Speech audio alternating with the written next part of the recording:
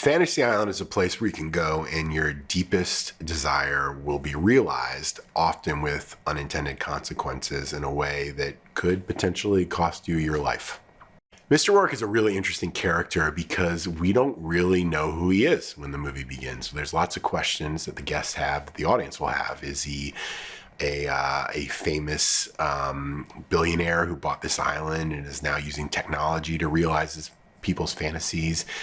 Is he pumping their drinks full of hallucinogens and doing some sort of weird psychedelic experiment with these guests?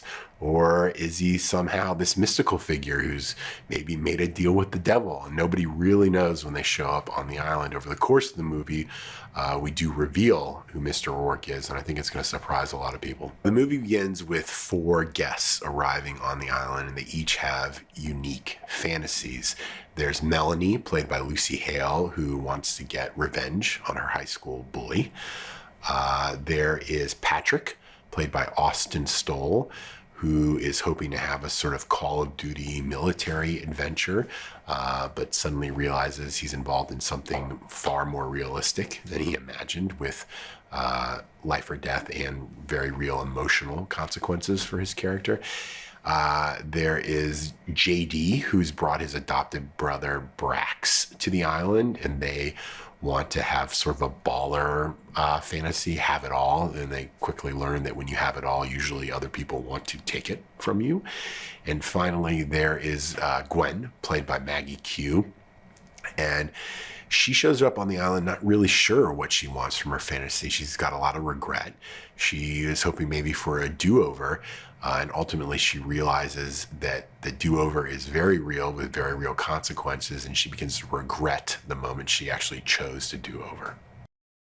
If I had a fantasy and I got to go to Fantasy Island, it would probably be to make this movie, because making this movie was a dream come true. This cast was fantastic. The crew was just top notch. We got to shoot in Fiji, which is just so beautiful. And I'm really proud of the final product and the work it represents.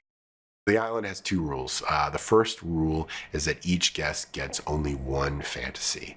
The second rule is that you must see your fantasy through to its natural conclusion, no matter what. So for Fantasy Island, I really wanted a diverse international cast because I want as many people as possible to connect to this film. This film has got a really universal message, and that is that when you get your heart's desire, it doesn't always play out the way you'd expect, and ultimately you learn that maybe you don't deserve what you want, you deserve what you need.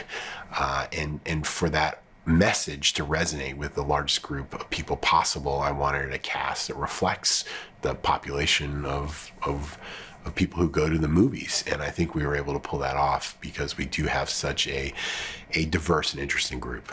People can expect to have a lot of fun at this film. It's scary, there's a lot of action, it's funny, it's really emotional, surprisingly emotional. I think people are just gonna have a really, really good time, and I think they're gonna be surprised by the ending. I think it's really gonna take their breath away. This is the perfect movie for everyone because everyone has fantasies, right? Everyone has some sort of wish, some sort of desire they would like to see realized. And everyone's going to enjoy watching these characters get their fantasies, but then see the island twist it in some really clever and unique way so that our guests ultimately learn a lesson about themselves if they survive the trip.